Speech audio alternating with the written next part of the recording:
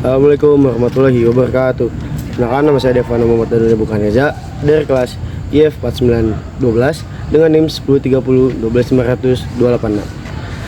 Di sini saya akan menjelaskan materi tentang makna toleransi dalam kehidupan beragama. Nah, apa sih? Tapi sebelum itu, apa sih arti toleransi?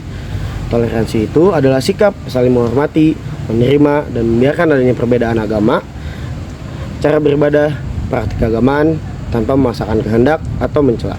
Jadi intinya itu, toleransi adalah menghargai hak setiap individu untuk memeluk dan menjalankan ajaran agamanya masing-masing. Tapi bukan berarti mencampurkan akidah atau ikut serta dalam ritual agama lain, atau bisa disebut sinkretisme. Dasar hukum toleransi ada di surat Al-Kafirun ayat 6. A'udzubillahi minasyaitonirrajim. Bismillahirrahmanirrahim. Lakum dinukum waliyadin, yang artinya untukmu agamamu dan untukku agamaku. Jadi itu dia menegaskan batasan akidah dan ibadah tidak ada kompromi dalam hal keyakinan, namun ada ruang untuk hidup berdamping. Lalu ada juga hadis yang diriwayatkan, yaitu dari Ibnu Abbas radhiyallahu anhu, ditanyakan kepada Rasulullah SAW, ya Rasulullah, agama apa yang paling dicintai oleh Allah? Maka beliau bersabda, Al-Hanifiyah As-Samhah, yaitu yang lurus lagi toleran atau memberi kemudahan.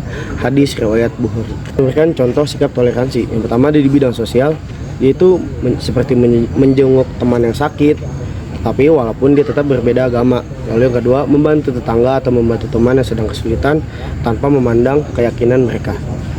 Lalu yang kedua ada di bidang ibadah. Yang pertama, tidak mencela atau menghina agama lain. Lalu yang kedua, bisa memberikan ruang untuk agama lain beribadah. Nah, lalu saya akan memberikan tentang contoh sikap intoleransi atau tidak toleransi. Yang pertama, ada pelarangan ibadah, seperti kita tidak membolehkan melarang agama lain untuk beribadah di tempat kita. Lalu yang kedua, ada pencemaran nama baik agama, menghina atau melecehkan simbol, tokoh, atau ajaran agama lain. Lalu selanjutnya ada diskriminasi. Seperti yang kita lihat, di Indonesia masih banyak diskriminasi terhadap berbeda agama, yaitu memperlakukan seorang secara tidak adil di tempat kerja, di pendidikan, atau layanan publik lainnya. Lalu terakhir ada pemaksaan.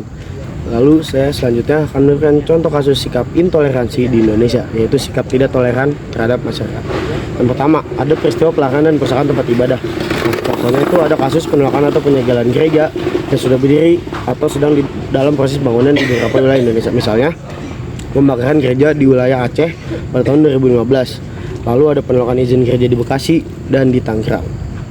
Nah, isu utama itu adalah seringkali dipicu oleh konflik terkait perizinan pendirian rumah ibadah atau tekanan mayoritas terhadap minoritas. Lalu ada kasus kedua, yaitu peristiwa pemaksaan aturan berbusana di lembaga pendidikan. Nah, kasus di sekolah negeri yang mewajibkan siswi non-muslim untuk menggunakan jilbab, atau sebaliknya siswi muslimah dilarang untuk melakukan berjilbab. Nah, isu utamanya itu pelanggaran terhadap hak konstitusional, pelanggaran siswa-siswi untuk menjalankan keyakinan agamanya. Nah, lalu saya akan memberikan beberapa solusi untuk menghadapi toleransi ini.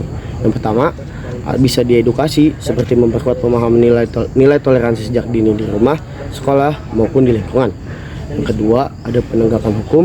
Pemerintah dan aparat harus bertindak tegas terhadap aksi intoleransi dan memastikan jaminan konstitusional kebebasan beragama. Lalu ada dialog antar umat, mendorong komunikasi dan kerjasama antar umat beragama. Lalu kesimpulan dari topik ini adalah toleransi adalah kunci harmoni dalam masyarakat majemuk seperti Indonesia. Hal ini sejalan dengan ajaran agama yang menekankan keadilan dan kemudahan, Al-Hanifiyah dan Al-Samhah. Nah, materi yang saya sampaikan ini menyerukan sebuah kesadaran fundamental. Toleransi bukanlah sikap mengalah, apalagi mencampur adukan keyakinan.